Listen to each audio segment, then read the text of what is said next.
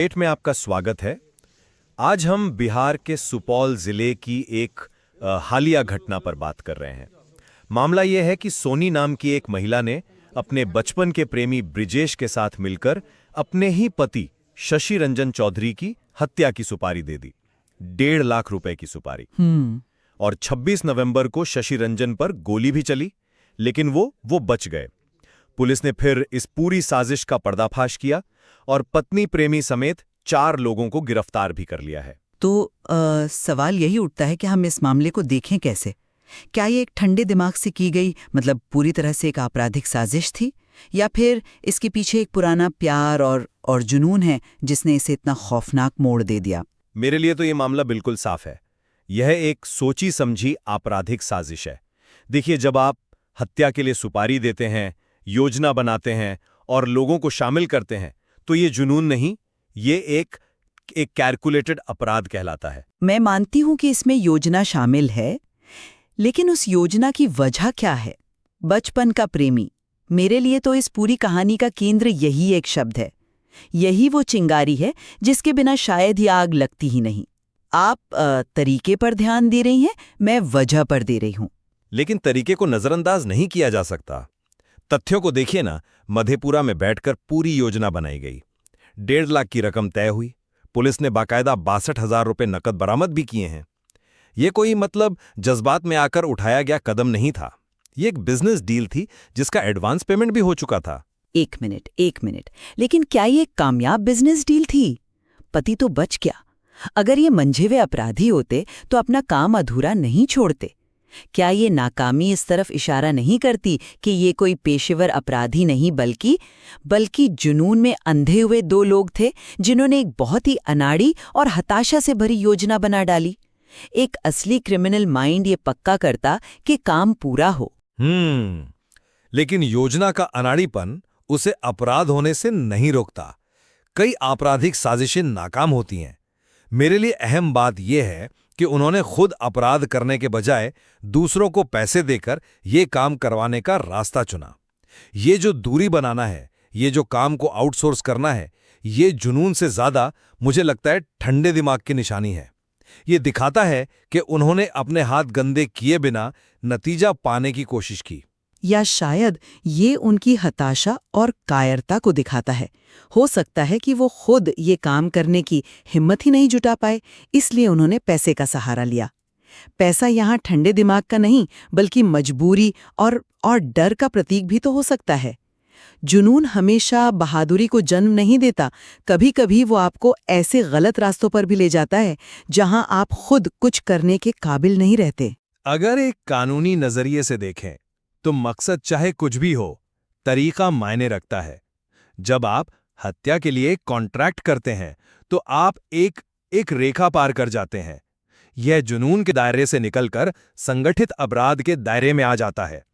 भावनाएं यहां बचाव का कारण नहीं बन सकती, वो सिर्फ अपराध की वजह बनती हैं। नहीं, मैं कानूनी परिभाषा की बात नहीं कर रही, मैं इंसानी सच्चाई की बात कर रही हूँ। कानून चीजों को साफ सुथरे डब्बों में रखता है, ये जुनून का अपराध, वो सोची समझी साजिश, लेकिन असल जिंदगी कहीं ज्यादा उलझी हुई होती है। इस साजिश की जड़ में एक प्रेम कहानी है जो गलत रास्ते पर चली गई। इसे सिर्फ एक कॉन्ट्रैक्ट किलिंग कहकर हम इसकी जो मानवीय त्रासदी है उसे नजरअंदाज कर रहे हैं। देखिए, दिन के आखिर में मेरे लिए तथ्य ही सबसे ज्यादा मायने रखते हैं। 1.5 लाख का सौदा, मधेपुरा में बनी योजना और हत्या के लिए खरीदे गए हथियार, ये सब मिलकर एक सोची समझी आपराधिक साजिश की ही तस्वीर बनाते हैं, भले ही उसके पीछे की वजह कितनी भी भावनात्मक क्यों ना हो। कि एक ठंडे दिमाग से किए गए अपराध और जुनून में उठाए गए कदम के बीच की रेखा उतनी साफ है ही नहीं जितनी हम सोचते हैं। योजना एक हथियार थी, बिल्कुल, लेकिन उसे चलाने वाला हाथ मानवीय भावनाओं का ही था। तो ये साफ है कि हम इस घटना की जड़ और उसकी व्याख्या पर अलग अलग राय रखते हैं। एक पक्ष इसे तथ्यों और आपराधिक योजना के तौर पर देख रहा है, और दूसरा पक्ष इसे मानवीय भावनाओं और परिस्थितियों के एक जटिल जाल के रूप में।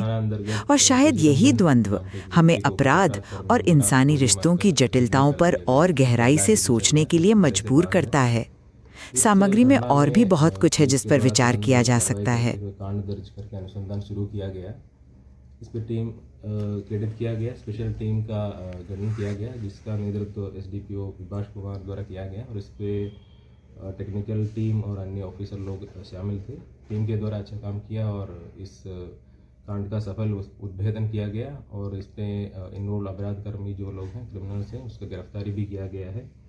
इस पे मुख्य अभियुक्त है ब्रजेश कुमार और जो मधेपुरा का रहने वाला है। उसके द्वारा एक कांड का प्लानिंग किया गया और इस पे जो गोली चलाया उसका नाम है सुधांशु कुमार, वो भी मधेपुरा का रहने वाला है। उसके साथ जो गाड़ी चलाने में रूपेश कुमार नामक एक व्यक्ति है, ये भी मधेपुरा का रहने वाला है। ये सब मिलके एक घटना को कारित किया गया।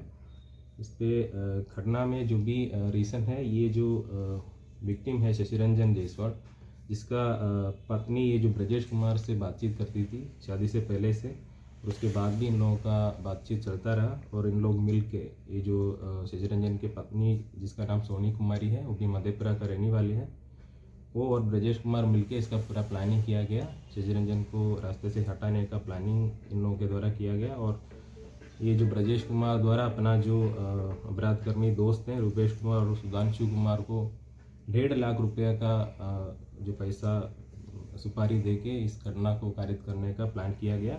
उसमें से 1 लाख रुपया ये जो ब्रजेश कुमार द्वारा सुधांशु कुमार को हैंड ओवर भी किया गया। इस पे पुलिस द्वारा इन लोगों को गिरफ्तार कर लिया गया और इन लोगों के निशानदेही पर पुलिस के द्वारा ये जो घटना में यूज़ किया गया जो पिस्टल है उसको बरामद किया गया है। इसके अलावा एक देशी कट्टा ये भी इन लोगों के हाथ में था जब घटना हुआ था, वो भी बरामद किया गया है और 5 जिंदा कारतूस है और जो घटना में यूज़ किया गया जो मोटरसाइकिल है उसको भी बरामद किया गया है और जो 1 लाख रुपया जो दिया है उस पे से 62,000 रुपया भी बरामद किया गया है। बाकी जो पैसा है उसका भी बरामद के लिए पुलिस के द्वारा कोशिश किया जा रहा है और अभी तक हिरासत में 4 लोग हैं। एक ब्रजेश कुमार जो मधेपुरा का रहने वाला है, सुधांशु कुमार वो भी मधेपुरा का है, सोनी कुमारी वो भी मधेपुरा का रहने वाली है जो इसका विक्टिम का जो गोली लगा है उसका पत्नी है, और एक रूपेश कुमार है। इस 4 लोग मिलकर इसका प्लानिंग किया गया और उस पर जो कांड जो कारित किया गया।